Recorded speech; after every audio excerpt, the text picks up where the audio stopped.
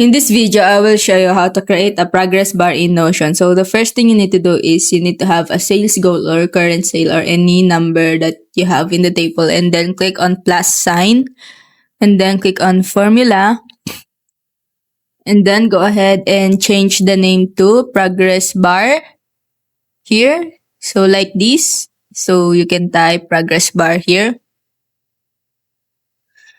And then after that, I will delete this because I have another progress bar table. So click on this and then click on edit property, click on edit formula, and then choose the numbers that we created, which is sales goal.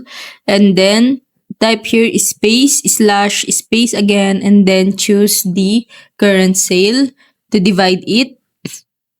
And then after that, go to edit property again, click on number format, and then choose percent. And then you will see it here that it is a number percentage.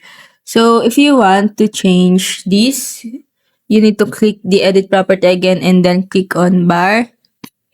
And then you will see the bar here on percentage, and then you need to change it into a ring. So you will see it here. And then you can also change the color. So for example, here I will change it to brown.